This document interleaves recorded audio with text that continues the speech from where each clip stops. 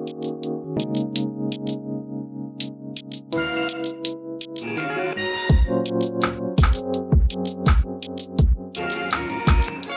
Jordan here, and thank you in advance for watching this. What we're about to go into are a series of artist talks as part of a series that we had launched as our form of participation for the Fall of Freedom initiative.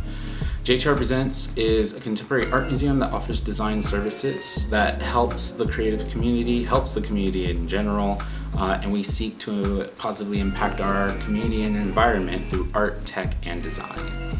So, in relation to this initiative, Fall of Freedom, it started off with 16 artists that did a call to action about 6 weeks ago. And the call was for anybody in the arts to do something, be it in their programming, a project, something for the 22nd and 21st of November of this year, as a way for us as a creative community to push back and call out the current administration and their actions against creative institutions relating to censorship, justice, community, truth, and freedom of expression. This is our community's way of saying that we will not be silenced, we will not be censored. We will still continue to fight for justice for all. We'll still continue to fight for freedom for all. And we stand by our communities, especially those that are marginalized. In addition to that, we exercise our freedom of expression. We exercise our First Amendment rights in really pushing back and holding our government accountable.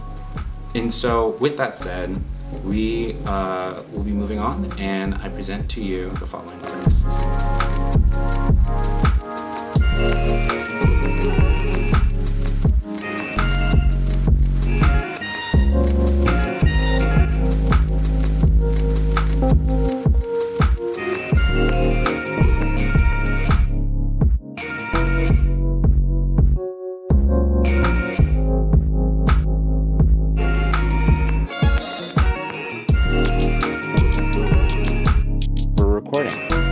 All right, first and foremost, thank you so very much for your time.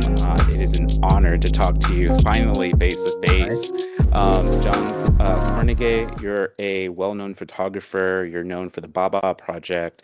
I remember watching bits of your interview live with Nicole Brown from the African American Atelier, and I was very fascinated about the Baba Project, which I think is a great place for us to kind of start, especially around the themes of censorship, injustice, community, truth, and freedom of expression. I think all of those themes tie into the question, who controls the narrative?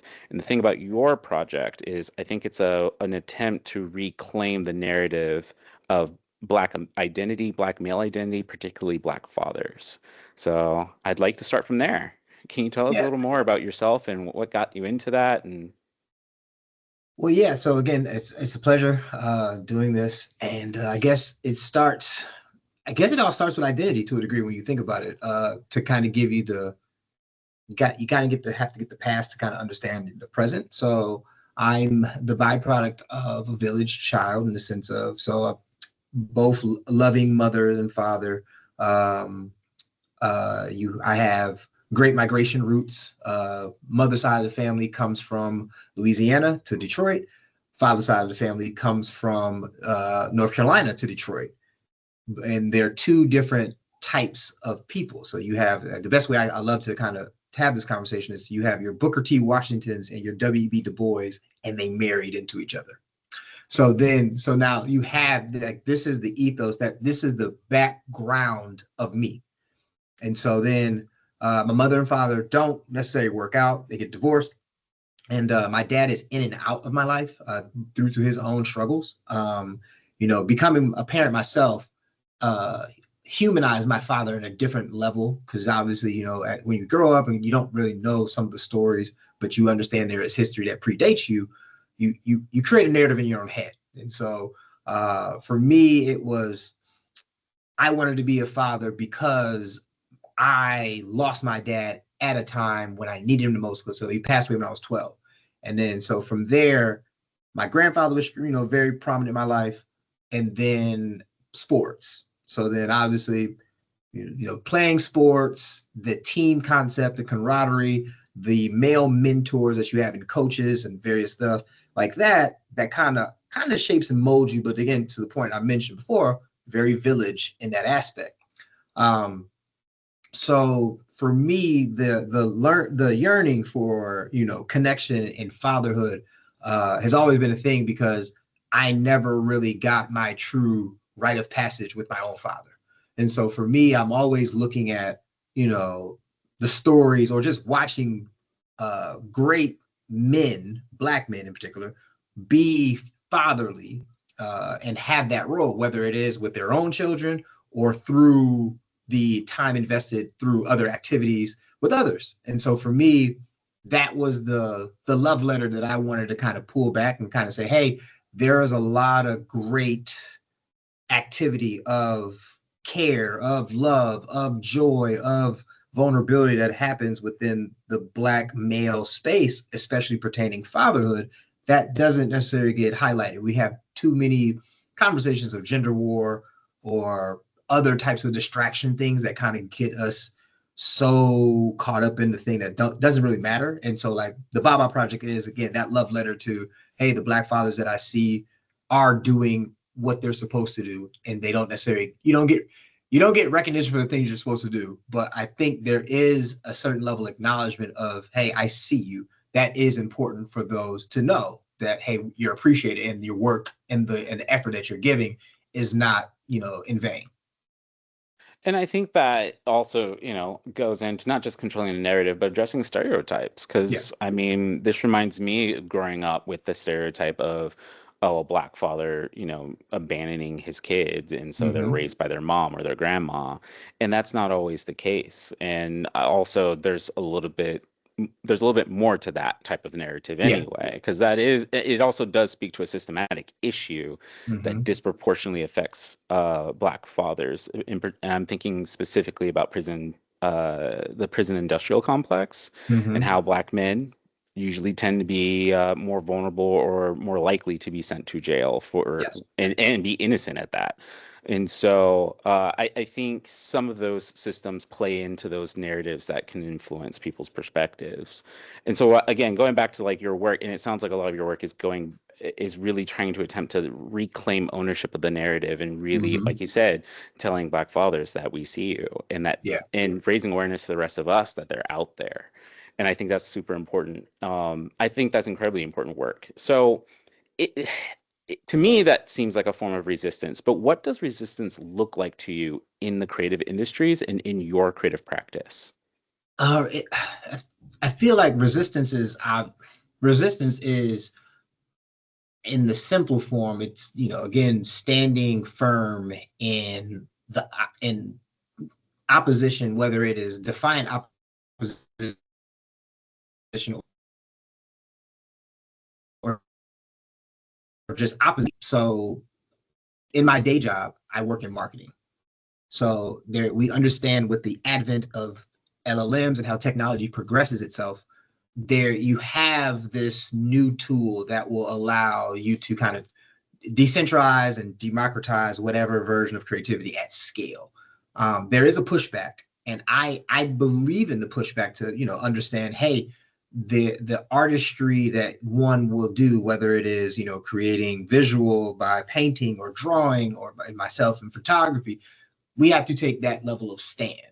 And so I look at my work as that much more important, because especially considering, you know, a lot of the narratives that we have based on the political climate of our society, it's even more, you know, necessary for me to show the positive image of Black men, my primary subject being Black fathers.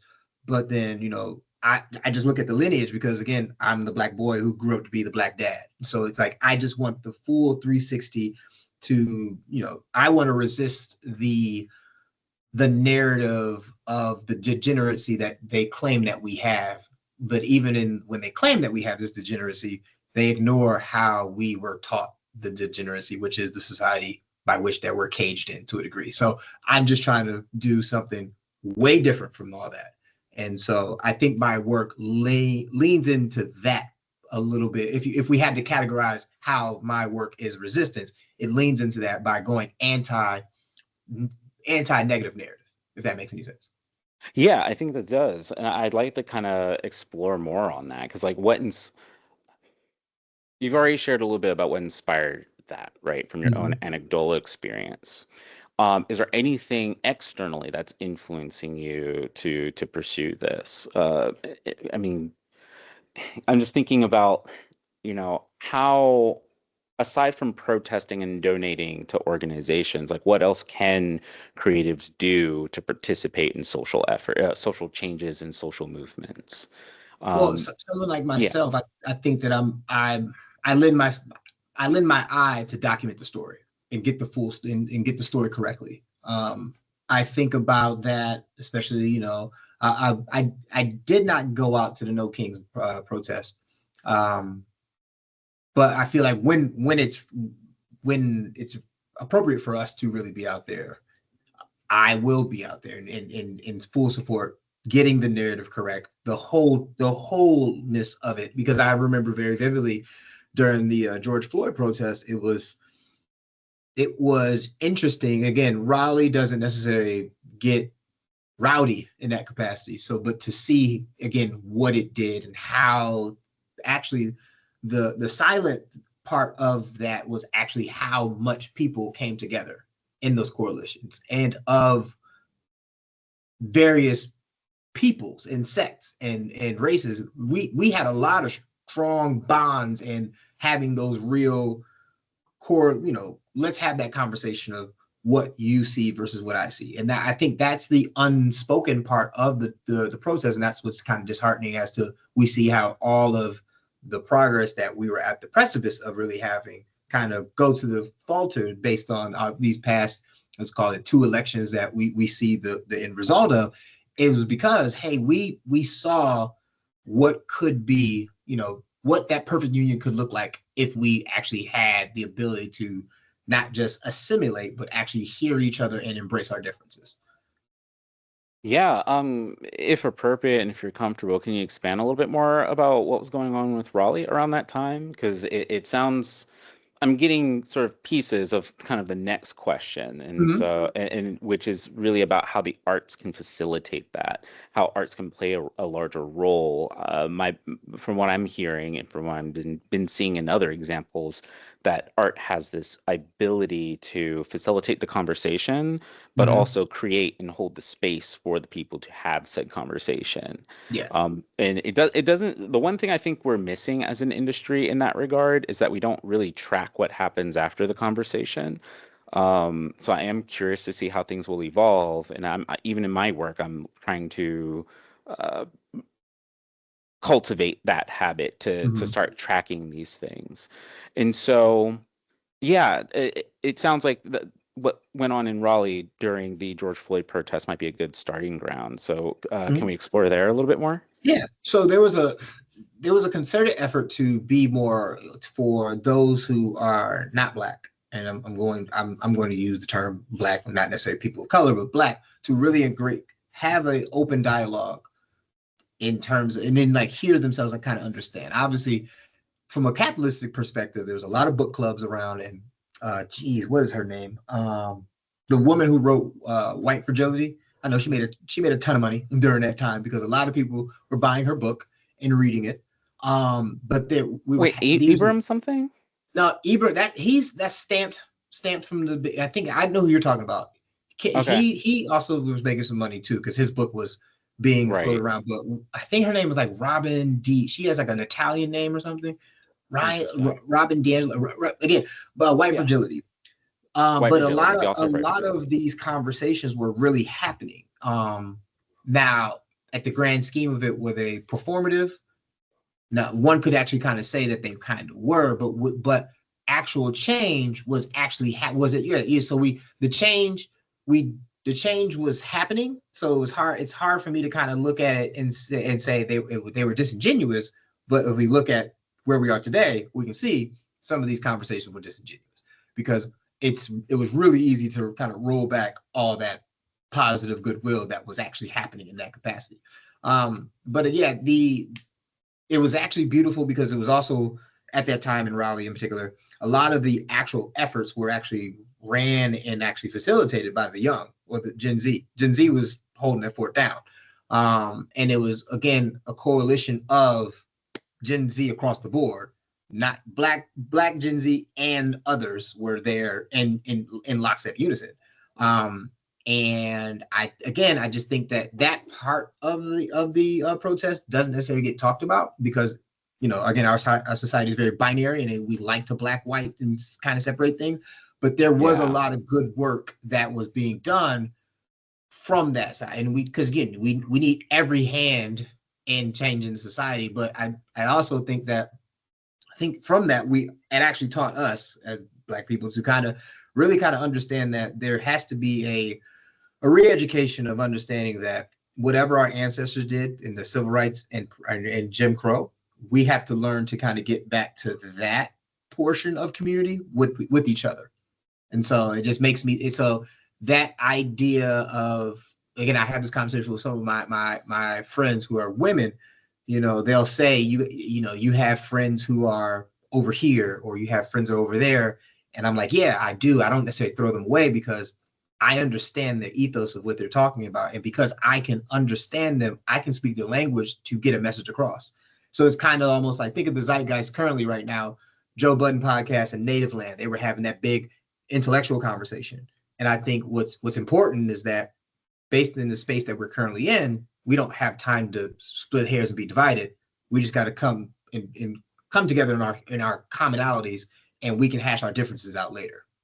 So, but yeah, all of that was happening during the George Floyd protests that kind of just got flipped and swept under the rug after a few things just kind of died down, so to speak.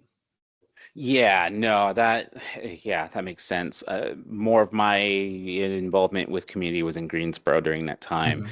And there were some similar things happening, like an organization I was on the board for. We did like a cultural equity statement, and they did walk their talk, trying to we created some policies to make sure we were hiring a diverse, equitable, and inclusive staff and environment.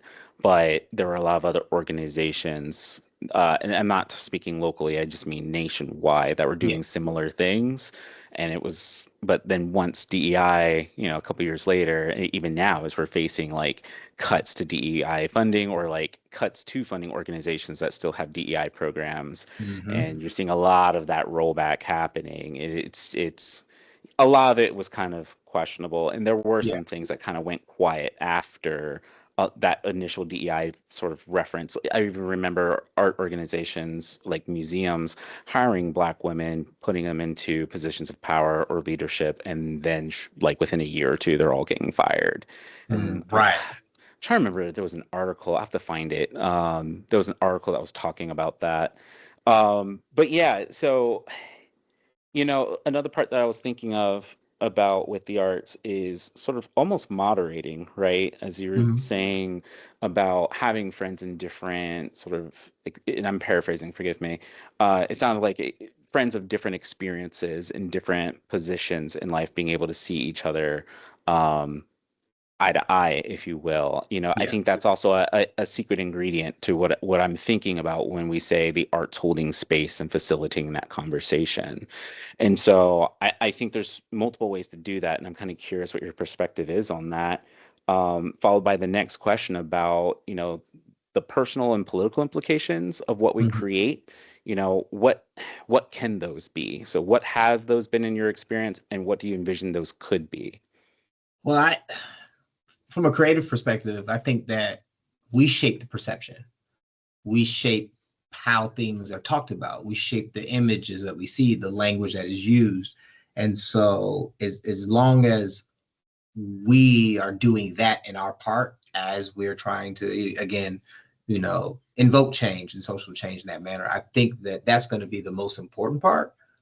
Is, kind of keeping things on the forefront, and even I'm now thinking about the past question when you talk about resistance. Another part of resistance also doesn't necessarily have to mean, the aggressive side or the defiance. We can think about it from the softest side of it as well. Especially, thinking about my work in particular or at least I'm sorry, the Baba Project specifically. A lot of the Baba Project is I strongly encourage Black men to smile. Obviously, there is a full campaign and of things of that nature. Hey, I need to see, I need big teeth smile. And I always say, hey, don't worry about it, because if these are gonna be in black and white anyways. If you worried about some color, don't worry about it. They're gonna look good. Smile, show them teeth. And so it is that, because we don't, we're painted to be so hyper aggressive and scowling and menacing. And I'm saying this as a person who, my trajectory and socialization was through sports. So for me, saying this is a sign of like how I had to shift my perspective, because I'm my socialization is sport. Sport is ultimate competition. And that was my default is aggression. So to make a new identity, and once I picked up this camera, that was refreshing for me, because I don't have to compete. I don't have to feel like I'm competing with the next man to get a win. I'm just doing a thing, and I'm realizing that I'm creating something and people like it and people enjoy it. And so that is a part of the, showing joy is a form of resistance to a degree. That just popped up, and I wanted to make sure I got that out, because I just thought about it from the perspective of resistance. Like that is resistance is brilliant. Also, showing the lightness of, embracing the lightness of humanity, the full range of humanity. No, that's actually really good to hear. It's like, to your point, I think, and that's not just for Black men. I think that's just an issue for masculinity and male identifying people altogether. Just, we're not really socialized to embrace emotions, or we're socialized to operate in a very, I've heard the argument that it's based off stoicism, but I think something got skewed along the way, and it's leading to a lot of those problems. So yeah, I can see that, not just with political resistance, but even a cultural resistance. And lately I've been seeing it more through queer artists. So it's actually great to see through like cis het artists as well, that there's an issue, like recognizing these issues are affecting everybody and then doing something about it. So that's actually really good to know. Like, that's even some of the ways that you combat that is like, hey, it's okay, dude, you can smile. You can smile. If you cry, even that's something that I've been intentionally working on when I'm in the presence of other Black men, to make sure that I'm not super stoic to the point where I look like I'm mugging. I am trying to have just a very neutral, and however, the head nod, if you're up head nod, or if you're down head nod, I'm just trying to give you some energy, because I know we're going to, even to the point where now this is something I'm still working on, because I do identify with a little bit of stoicism. It's, I do read some Ryan Holiday. I'm a big, I used to read a lot of Tim Ferriss books, and so Tim Ferriss introduced me to a lot of stoicism. So I kind of like, I understand a little bit of that, but even in that stoicism, I'm learning that it's okay to not only cry, because I do try to move my emotions through tears weekly, but allowing my son to see it. Yes. Because it's something that he needs to also be able to kind of see that as well, and understand like, okay, dad does this too, and it's not a big deal, because he understands, he understands his feelings, and we embrace him showing his feelings, but we want him to understand his feelings, and if he can name them and articulate why he's feeling the way, and then let them kind of pass through in that regard. So I need to also show him that adult version also does that too. Yeah, sorry, this is slightly off topic, but do you know, well, it's related. Do you know William Paul Thomas or June Lee? No, I'm unfamiliar. Okay, both of those artists, the three of you. So I'm a fan of y'all, the three of y'all, and all three of you, well, two of you are photographers, one's a painter. But y'all speak on very relevant topics, especially towards Black men. So for you and so June Lee, he's a photographer. He's half Black, half Chinese. He's based in Canada. Last I talked to him, and he does a similar project of photographing Black fathers, but his focus is focus on capturing the wide range of emotions. So he's trying to challenge, again, the stoic stereotype around men in general, but also around Black men, and showing the softer and vulnerable sides. I think for you, you come at a different angle of like fathers in direct relationship with their kids. And then the other artist, who's the painter, William Paul Thomas, he works in Greensboro. I think he's in Durham now, Okay. but yeah, he does these portraits related to like mental health within Black communities and particularly Black men. So I think there's synergy there. And I bring that point up because another thing I think about, again, facilitating that conversation is like collaborating with other artists Yeah. and seeing how we could facilitate spaces for these things to happen. But in addition to that, I also think about responsibility. So, what do you think is the responsibility of creatives, either individually, creatively, or assuming we have responsibilities at all? I think you touched on it a little bit, but I'd like to expand more on that. I mean, yeah, we, so to a degree, majority of when you're a creative, I'm learning this too, and I have to talk myself and kind of realize that imposter syndrome just kind of shows up for me from time to time because I didn't go to school for it, so I feel like I respect it, but I respect it as if though I'm a visitor, but not knowing that I belong. And but I understand that there is a political edge and there is an honesty to storytelling, and so for me, I just try to be as honest in that representation of how I frame folks. I don't do like I cringe when I see people, and this is kind of off topic, but you'll probably understand what I mean. Like the folks who record themselves doing a good deed for somebody on social media and then posting it, I cringe because it was like, hey, that good deed just could have been just done, and that could have been in the that human element could have been done just between you and that person, and then whatever deity, whatever God, however the universe blesses you, it will come back to you, and you didn't have to. Now I understand the aspect of showing people that, hey, people are still doing good things for people. So I'm like, I get that, but I still sometimes feel like, no. So I struggle with that. I think I struggle with that, but I think that if there's a certain level of honesty, integrity, that I would rather have my images kind of be shown to empower opposed to exploit. So it's like and I sometimes look at that example. I don't know if it's how much of that line for me is the exploitation side of it, or is it something that is kind of giving the society the shot of morality that it needs. Right. No, that makes it makes total sense. And I think I can relate. It reminds me like when I was advocating for the trans community through this exhibition that Mm-hmm. was like to platform trans voices. And I was struggling with that myself because it was just this balance of, okay, well, I need to tell people what this is and what it's about. Otherwise, folks just don't know. But at the Right. same time, I don't want it to just be about like it's their narrative. So what ways and what I found was helpful was like checking your intentions every day, but also being transparent with everyone you talk to about the intention. I Right. think that helps. I feel like that's like an ingredient to that balance. What do you Mm-hmm. think? I totally agree because there's always again I have a couple of my photographer buddies, and I've been telling them, I say, hey, there is a conversation that I would love to do, but I can't do it. Well, let me frame that. It's not that I can't do it. I just Right. think that it comes off better from their perspective. So basically, the Yeah. conversation I'm having with my a couple of my photographer buddies is, hey, you need to do a masculinity piece.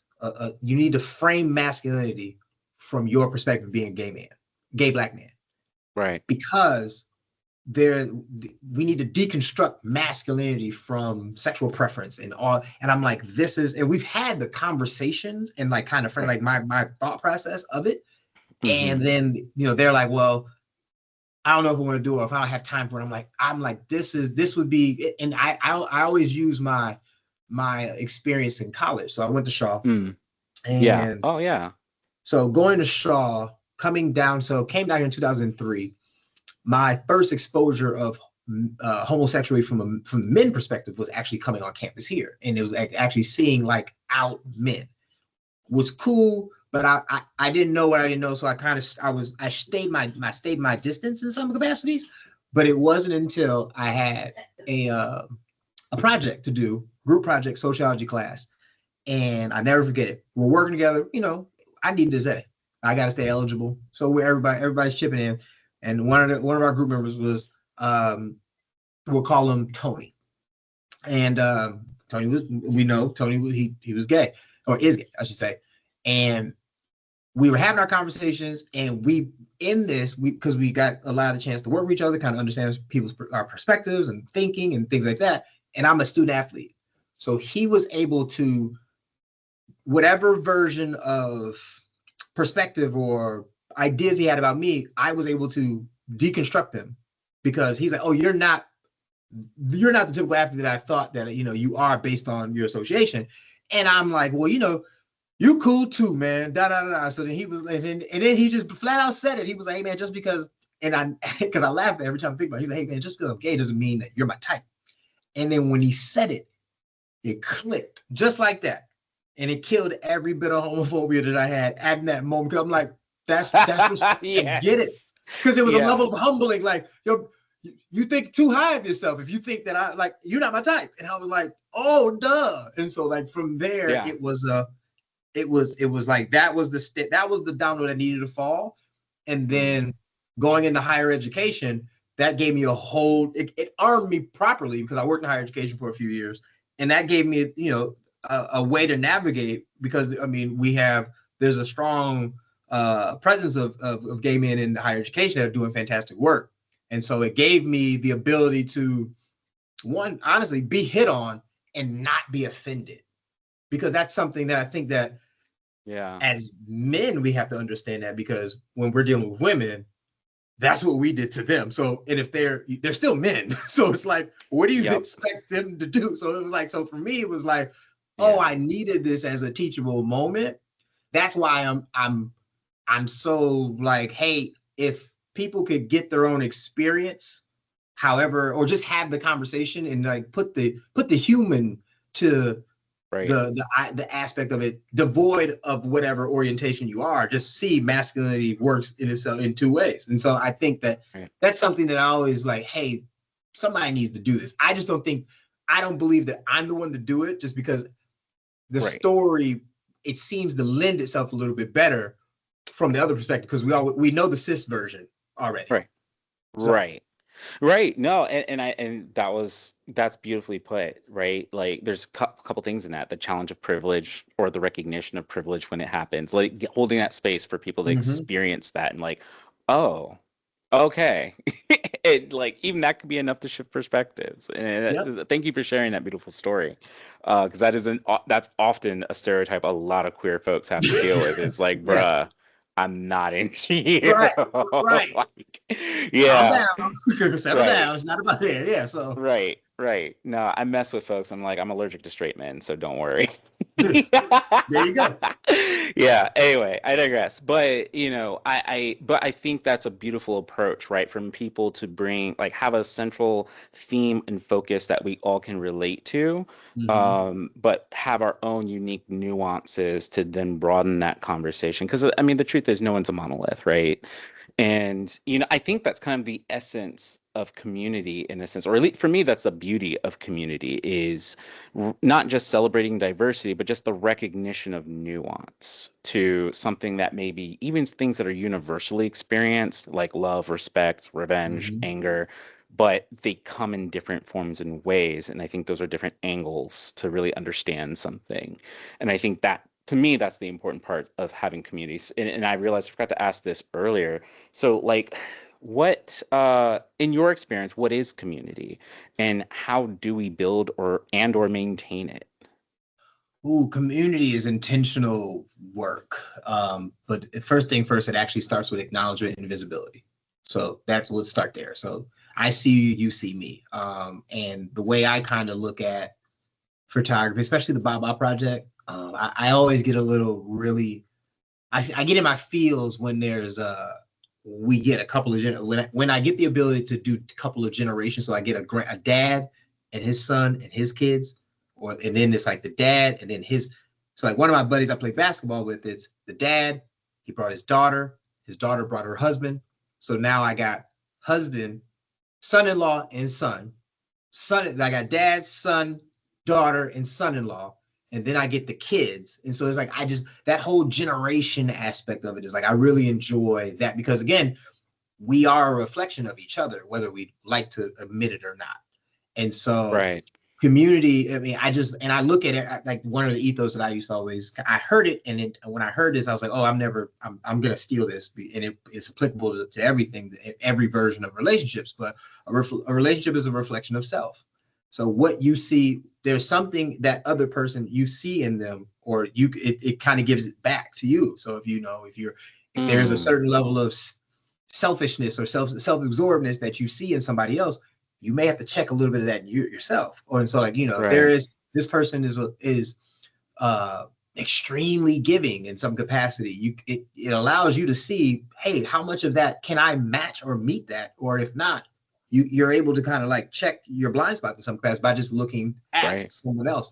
And so I think with community, it starts with the visibility. It's intentionally building. It's and again, for me, it's, funny enough, a few of the Baba participants in Greensville specifically, we've still remained connected. I'm still liking stories and sharing. Like, we go back and forth with the things that we see on Instagram. So it's like, that now is a part of the community in some capacity. And so but it's very intentional in that way as well.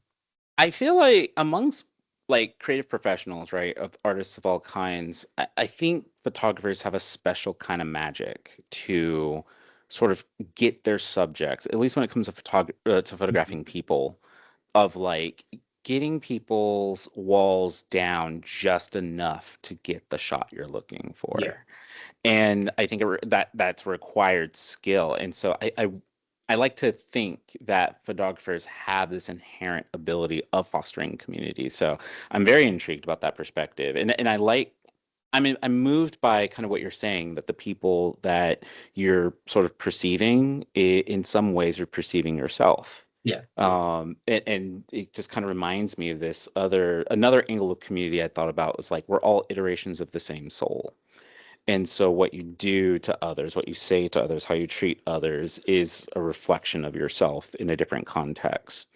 It's even forced me to be a little more compassionate to, I won't say enemies because that's a little bit dramatic, but maybe oppositions, those who may have opposing views from mine, to still stand up against what I believe is, for lack of better words, wrong, but to not slip into the self-righteousness to say that you're evil or like make that sort of decision. So I think it's a skill that I'm still exploring and learning. I'd love to hear a little bit more about yours, followed by kind of the last question. But yeah, starting from there, like with building that community, like how's that been for you as a photographer, working with subject matters and sort of fostering that connectivity? I know you spoke on it a little bit just now. I think that I have a unique ability to kind of take away. If I spend enough time with a person, I'll figure out 5 things that we can connect on, and from there, I don't know if I'm doing it intentionally, but I'm having conversations. I'm making small talk. I'm trying to break the ice until we find something, to the point where it's like, okay, I know enough where these points I can resonate and connect with them, because I can have these 5 particular types or topics. We can dive deep, or I can engage in a real conversation with them one way or the other. Now, and it takes some time to kind of figure out where they lean to in some capacities, but that's just by sheer just having the conversation. I attribute that skill set to working retail. You work at Best Buy, you kind of learn how to speak to people. These are transferable skills. Right. And so, like, and then to your point, like to the point that you made about the idea of having a lot more compassion, I have grown that way as well too, because the way I frame it though is, I'm compassionate because they are the opposition, I should say. They are victims of the same misinformation that we were given. And so it holds space to understand that, hey, the misinformation that they were sold, they were sold it too. And the only difference is the way our society kind of is organized. their misinformation entitles them, whereas our misinformation shackles us, even though we don't really know. Sometimes, and we have to reprogram ourselves to realize that we're far greater than the stories that were given to us even tell. So and I kind of feel bad for them because like, hey, you don't even realize that you need us, and like to a degree, and it's like it's okay. Yeah, so you really need us, but cool, it is what it is. But yeah, for me, I'm trying to connect at the human level, and then the camera just so happens to be there. So I like to kind of consider it as we're technically having coffee, and then I just so happen to catch a couple of photos while having some coffee. Right. And sorry, I just realized I forgot to ask another thing. We kind of spoke on it a bit.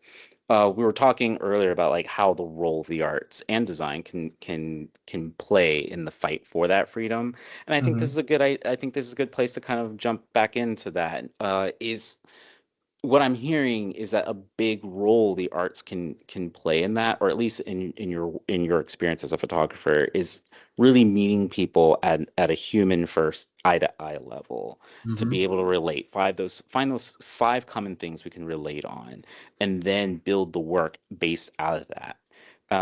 And so, do you think that's the way we should go? What are your thoughts? I mean, yeah. So think of it this way. Art, well, at least my version of art in terms of photography is more documentarian, and fair. Design. If we think about design, design is more future focused, and so I like to think of Gordon Parks, Fan Ho, Carrie Mae Weems. Like those are my 3 kind of like North Stars in terms of photography. One, because of the medium, how they shot black and white. I do color work. I have to, when I get paid for color work when people kind of hire me, but the first they do like ask me, hey, dude, you only post black and white? I say, yeah, that's what I love to do. So it's like eventually I may just take a year and just go nothing but black and white, see how the market kind of, operates. But absolutely, the things I like to share is going to be black and white. And the reason why it's because of those 3 artists that I named. But if we look at it from that perspective, the reason why I resonate with those particular artists is because of the humanity that those images captured. And so for me, I'm working towards being able to capture that humanity in the same way for documentarian purposes. So the future generations, my son's age, and then those who still want to carry the art form or whatever version of how the art form kind of evolves through technology, will kind of have a blueprint to kind of look at from a documentarian perspective. And then they use their creative know-how and technology of that day to design and display. So I kind of look at it in that manner. So that's actually a pretty good segue to the last question, and I promise it's the last. So thank you for your patience. I'm like, yeah, for real. Listen. You said 60 minutes. I was up for it. No, I'm here for it too. That's fun. Because what you're talking about right now, what makes me think about privilege and access, right? And you're thinking of it both in the now and in the future of how to set that example, not just for your son, but for other people's sons, for other people in the next generation. And so, my initial question would be, are we obligated to leverage our access and privilege to advocate for these changes? If so, how? And if not, why? So that's the question. But to tailor it to what you just shared, do you feel like that's an obligation or more of something that you were just free to choose? What's your take on that? As a Black man, I'm going to say it is absolutely an obligation. So I'm a big fan. This may cause you to do some homework. You may know of them, you may not. But I'm here for it. Dr. Greg Carr, he teaches at Howard University. Okay. Him and Karen Hunter have a YouTube show every Saturday called Narrative, Knarrative, and they have a social platform called Nubia. One of the things that he is a professor of Africana studies, and one of the things that he talks about is ways of knowing each other. How do we relate to each other, and then how we relate to each other in the larger social system? So it's imperatively my responsibility that any opportunity that I have to not only impart in my son, but impart in your son, impart in Dexter's daughter. It's my job to do that because I come from, we're circling back to the beginning, I'm a village baby myself. So I'm not currently having this conversation with you today if it wasn't for the hands that guided me to this point currently. And to that point, to me, access without advocacy is just a waste. It's a waste of time. It's my response, whatever, resources and visibility of voice that I can lend to something, I'm going to do it within my own, capabilities. I mean, I know we all are, there's levels to it in all the capacities, but again, to my point, mentorship, collaborations that are equitable, all that is a strong obligation, at least I see amongst us in our community. Because I think, if I'm being honest, we're inherently giving people. We are inherently communal. And you got to think, I'm fresh off of homecoming season, so that energy of love and all, it's still right here on my back. And every year I'm reminded how much of that's just innately us. And I think we have to tap back into that as a default source. Otherwise, we're going to get lost in the sauce. No, that's beautifully said, and I really appreciate that. Talk about, and it's funny we're talking about circling back in cycles, right? 'Cause if to go even further back, especially with Dexter, me and my family, I'm realizing, and Dexter probably, well, he's already shared with us more, just we come from a family of community organizers, business folks, church folks that, support community through the church. And so I find it come the full circle, and I'm sort of getting that same lesson and reminder of like, yeah, we are inherently a giving species and how important that is. But I also think the compassion is the main ingredient to humanity. And so I just see it in your work. I see it in your process as you were talking. Yeah, and so it's kind of making me think, again, tying this all back to the themes, I think this whole conversation and the work that you're doing is related to more about like community, truth, freedom, expression of that. And so, and I think in that we have that justice.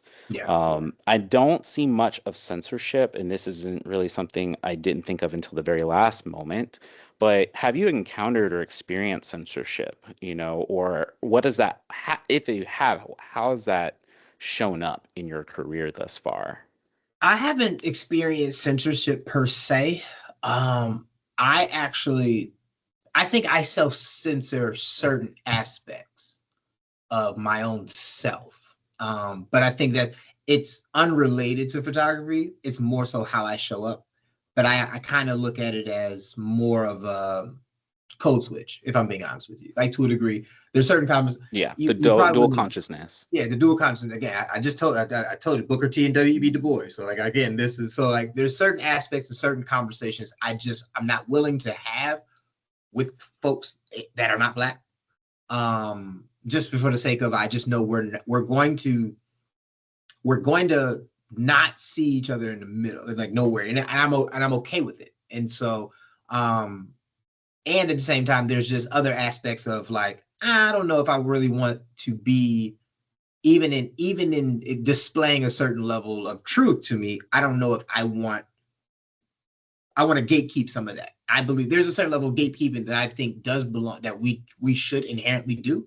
Not everything is for everybody, so I think that's something. So that I think in terms of the censorship aspect, it's more of a self-policing, and that's more on just, but in terms of the work that I've done, I don't think I've met any resistance. I think if anything, I hate to say it this way, but I think white people are really it's really palatable to them, and it's kind of the exploratory different side of showing Blackness and Black masculinity. And so it's appreciated, and I know it's ingested, but it's not something that they run from. Now, again, to have this type of conversation, that would be different, and because it's a different version of me that, you know, they're probably not realizing that, because I don't outwardly say or kind of like display my philosophies or my even my political ideologies, but my work shows you which way I lean, if that makes any sense. Yeah, that does. That does. It makes me think about, even the spectrums in which we all engage, right? Some Mm-hmm. can be a little more abrupt in their Yeah. messaging, where some are more subtle. I think it goes back again to like relating to your audience, knowing your audience, and then based on that genuine relationship, we can move inch by inch to the shared paradise we may dream of if we're capable of doing that.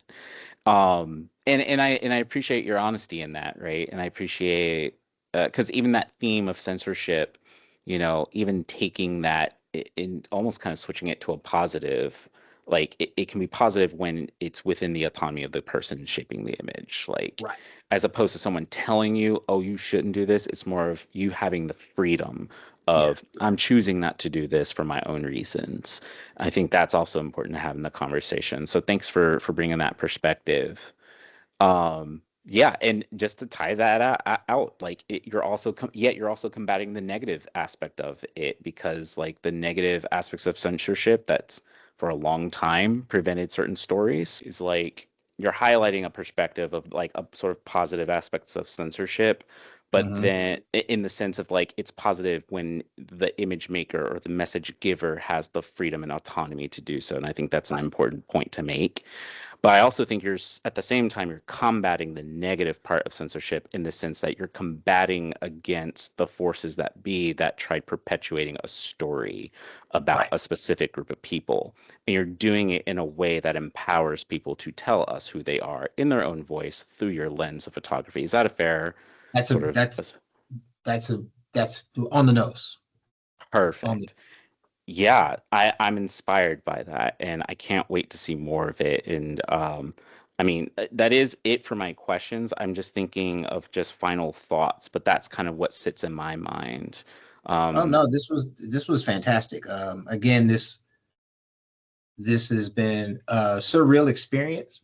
Again, I have to thank you for this in the sense of, because you do the work, you kind of just put your head down, you do the work. You don't think that you don't realize how many people are really ingesting your work and actually see it. And then when you see it, and even that experience at the atelier, it gave me a whole different perspective. It was like, oh, this is something that people would one appreciate, and two, like build more versions and things of that nature. So yeah, this has been something that, I've been having conversations with folks who are some of my friends who just happen to be being counselors, because I want to figure out a way for us to kind of like make this a thing where we're sharing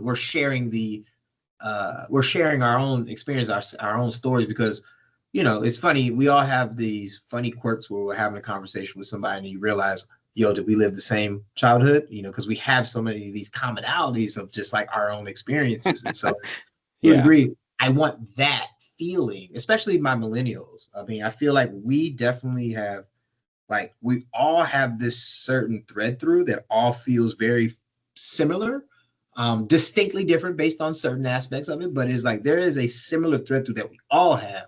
And I think it's our responsibility to keep that part, to pass it to the next generation, because we're the last, if you look at it, we're the last generation that was actually analog. So I never realized that. No. we're the last analog generation. Everybody else is digital. So they don't Wow. understand. There's going to be certain elements they just don't understand. They don't understand. We seen tape to CD to MP3. We've seen all that. Mhm. We've lived every version of the technological advancement. And so, like, but then I guess I'm only saying this for my own privilege of being 40, that, or turning 40, and I'm realizing nostalgia is the big thing for me now. Where it's like, oh, Mm. it's looking at these things, like rewatching Living Single as a married man and realizing that a lot of the, and I very off topic, but I always say Kyle Barker from Living Single to me is the greatest Black male character that TV has ever given us. If you just think about, he was educated, he had a good job, he had the line of arrogance and confidence that they don't allow Black men to really have. He was he was well read, he was in the arts, he sang, like he did all these things that just encompass. I'm like, he to me, and if I'm being honest, a lot of my 3rd, 4th, 5th, 6th, 7th grade teachers, all male, Black men in particular, all had the Kyle Barker ethos. So maybe that's also another reason why, like, I saw it on the screen, but then I went to class and seen that version of man every day as well too. So maybe that also had something to do with it. But I think, like, to me, I'm like, I always, give Living Single their flowers for the how they show friendships. But I always say Kyle is one of the greatest, if not, to me, he's the greatest Black male representation that TV has given us. That's absolutely brilliant, and I really thank you for leaving on that note. I again thank you for this time, and I can't wait to see more cool stuff you do in the future. Hey man, I appreciate you for having me. Thank you so much for watching. That was such a fun conversation. Before we go, I want to update you on a few things. First of all, JTR Presents just launched an artist resource map. This map is intended to centralize information regarding the resources. That can be equipment, venue spaces, exhibition spaces, residency programs, or other funding for artists to continue their creative practice and for our voices to still be heard and our stories to still be told. Secondly, there are other resources relating to voting. Your representation and your voice does matter, especially in the upcoming elections. You can find more information somewhere around this video. It's probably at the bottom in the description, but please, please, please get out and vote and make sure you're represented. Third, please donate to your local artist organizations or any art organizations that resonate with you. A lot of times us artists and creatives rely on organizations like the National Endowment of the Arts or our regional or art council that often offer funding for our programs or funding for programs for other organizations or offer funding for us artists to continue our work through residencies or just giving us the money directly. So donate to those institutions so they can continue to empower us to do the work that we're doing. And then lastly, I just want to let you know that your life, your voice, and your money matter, and they make a big difference, even if it's something small. Thank you again. Hope to see you soon.